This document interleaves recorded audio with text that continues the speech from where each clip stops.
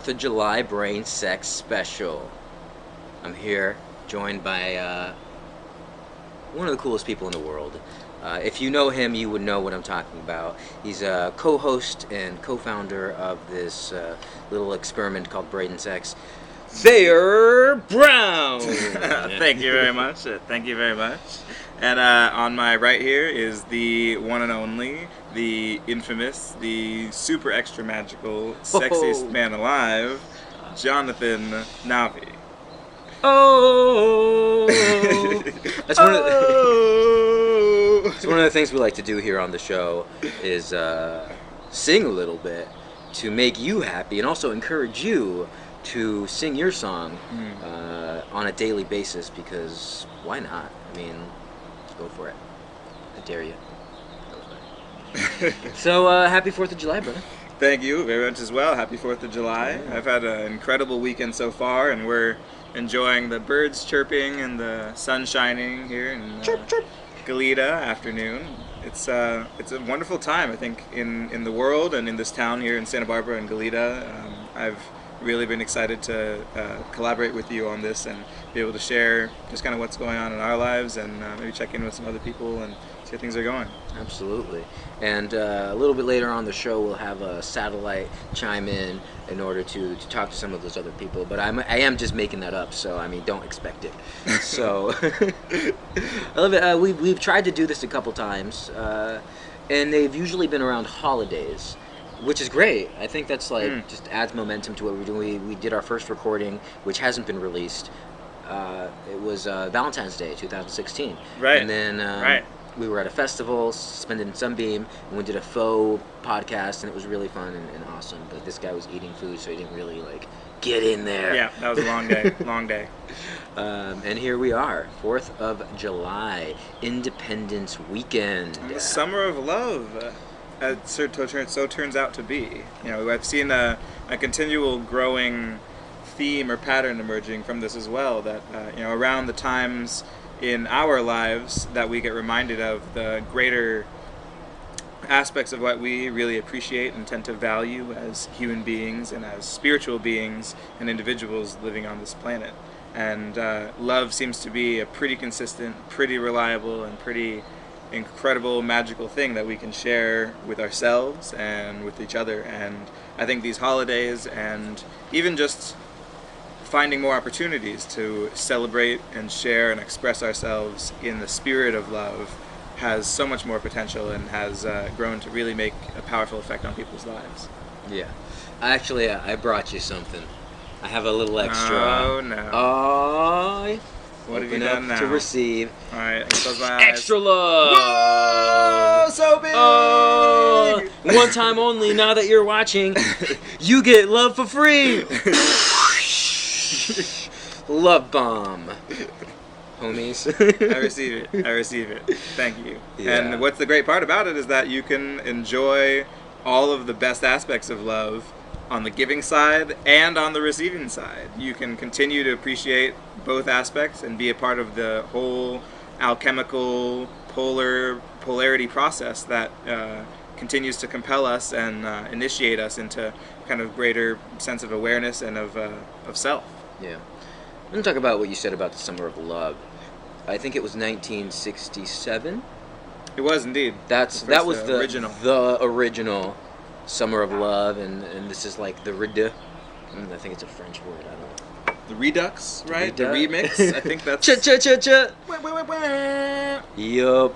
And it's really cool. There's a lot of like horoscopes and astrology and oracle cards and stuff that we indulge. It's very entertaining. It's also really fun when like something clicks, but it's not like we're relying on it. It's not like we're giving our power away to receive it. We're just like in the flow, and like this just happened to be here, and it says you're right on track. Cool. Every time. And the fact that we live in a time and space where people are like, oh, this is like the Summer of Love again, gives us the permission to act as if it's the Summer of Love. I've personally created a 54-track, as of right now, soundtrack for my Summer of Love 2016. It's interesting. 67, 16. I feel like we should wait another year until it's actually the summer of love, so that we have even odd numbers. But like, it doesn't matter. Like, we get to create, like, we get to indulge in like this whole holiday thing. Be it Valentine's Day, where people buy all this stuff, and it could be a Hallmark holiday, whatever. Like, it doesn't matter. It's just like puts us in that vortex and flow, so that we can create that in our everyday life. Like, we just had Mother's Day and Father's Day. It's like, I appreciate them every single day. That's right. And it's just like an extra, like, boom, everybody's doing it, so now we're doing it. Everybody's doing Summer of Love, so now we're doing it, but we're doing it on a grander scale, because it's not just because it's the Summer of Love. Like, it's always the Summer of Love. I was thinking about that when I made the soundtrack. I put 16 on it. But you know what? It'll be the Summer of Love when it's 2017. It was the Summer of Love last year. It's just perspective and mindset, and where you go from there. It is, and that you can continue to cultivate a mindset and more of a belief system and an attitude that really we're getting down to a point where we're just going to be creating moments of love, that every single moment that we are expressing and living is a variation and a form of giving or receiving love, and that we don't need necessarily so many reminders or so many different ways to snap ourselves back into it, or to trick ourselves into getting in a certain way, a certain mindset, or a certain vibration, but we will just naturally emanate from being our truest selves and expressing ourselves fully what we love, and being around what we love and sharing the fact that we love what we do with others. And that's what binds us so much deeper and so much more powerfully than what can on the surface sometimes seem to be a very deep attachment or expectation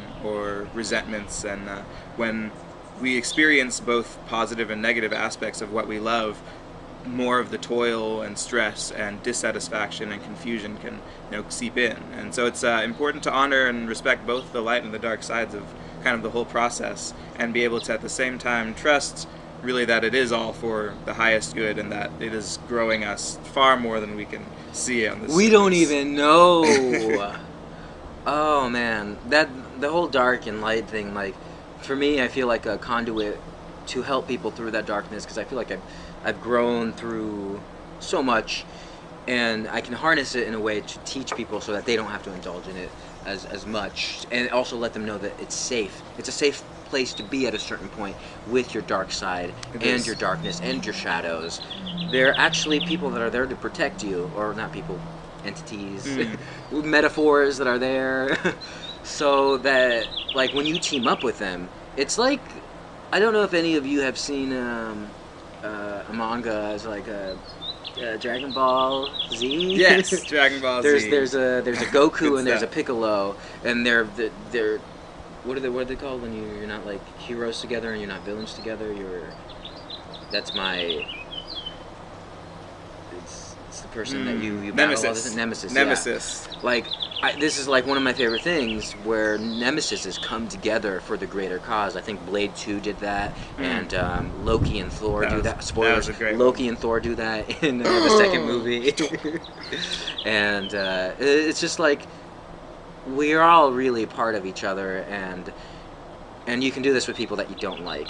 But I mean, like, when you're talking about like our inner dark side and light side, like, they're supposed to team up together. You're not supposed to be all light, and you're definitely not supposed to be all dark, even though that can be really fun. So I'm curious, Navi. So what are maybe, say, 3 ways that you personally really like to enjoy freedom, and to enjoy your opportunity to create your own reality, and to be present with yourself, to decide what you want and who you are showing up as? Well, before really indulging in the sense that I just spoke of, I think it's very important to explore what all these things mean to me. I recently released a private video, so only a few people got to see it, around the concept of love-evolution, how our concept of love expands and changes around neediness, like it's my thing, and then to like it's our thing, and then it's like love-evolution is wild. It's way better than evolution. It's coming soon. So when it comes to freedom, I think really being present and feeling every aspect of what you're feeling without allowing it to take over, if it is an emotion that can be anger. There are times where being angry serves you. There are times when it doesn't. But to be able to be there for yourself, like, this is my self, this is my angel self, and this is my devil self. They're both there. And at this point, they're just like sharing a beer. And I don't even like beer, but that's what they like. And they're like watching this happen, and instead of like me going full force of like, I want to fight you, I want to punch you, and I'm going to do it, they're like, hang back, Navi, feel it, let it circulate, let this emotion circulate through you, and go from there. Because a lot of the time we think that we need to block this emotion. This emotion is bad. No, be free. Like, I'm there for anyone who is going through the emotion. Like, you need to cry it out, you need to scream. If I happen to be in the vicinity, I know that I'm supposed to be there, and I'm not going to stop somebody from, like, I will encourage you, like, you're super angry.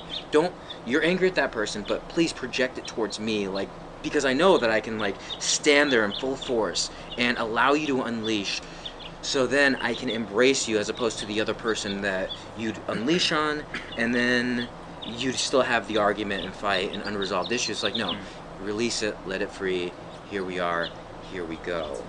And really, I would say that was number one of my ways to be free. Number two, discernment.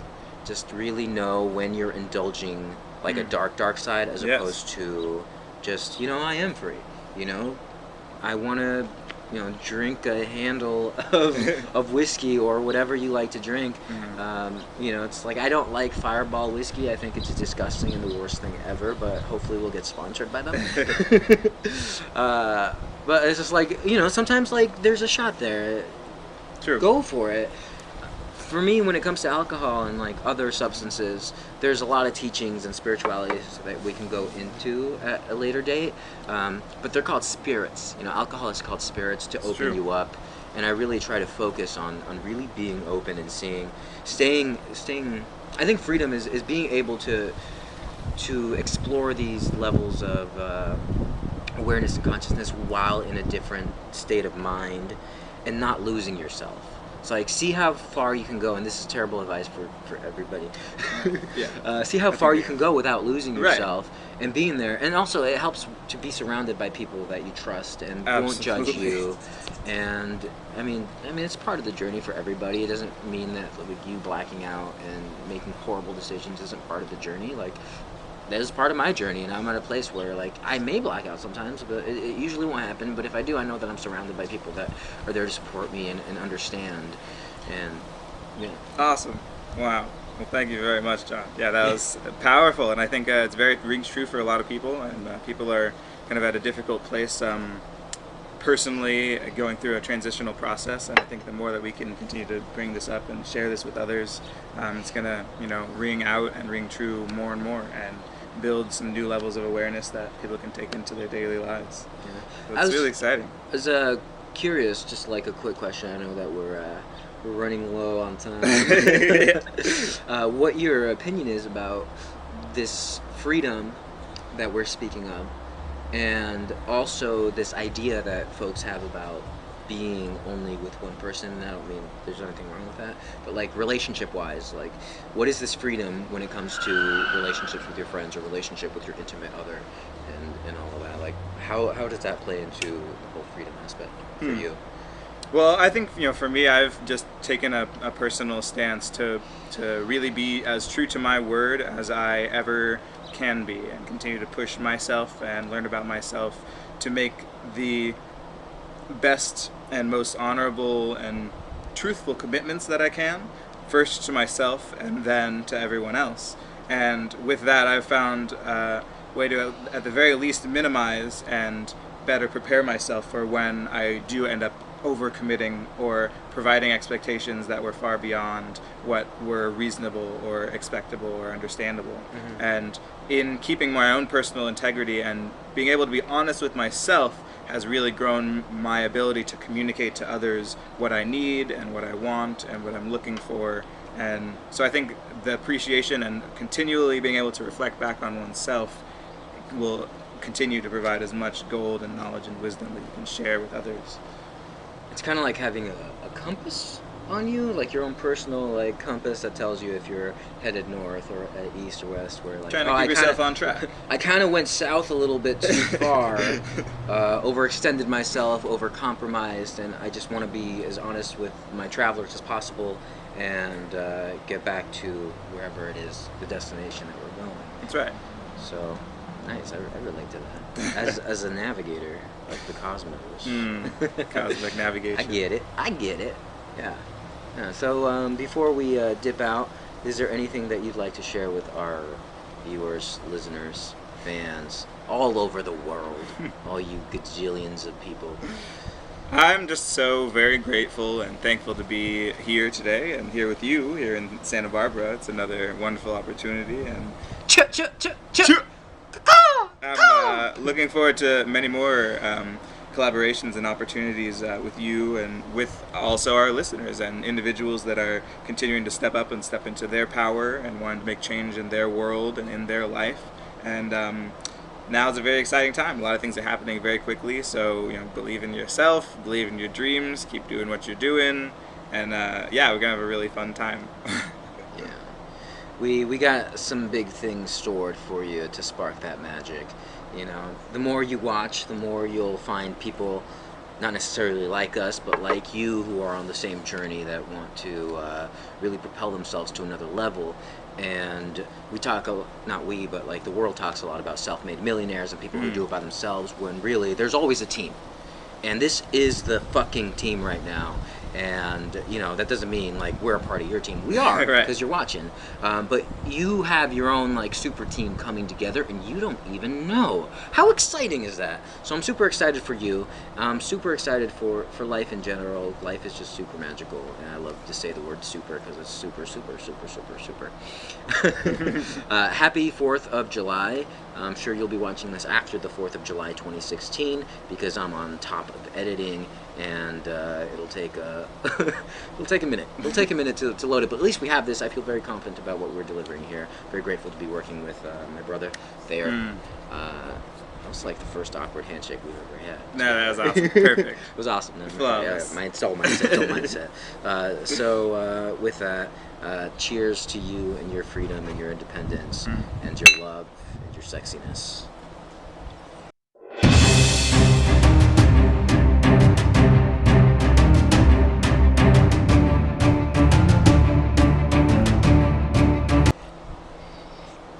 Until the next time.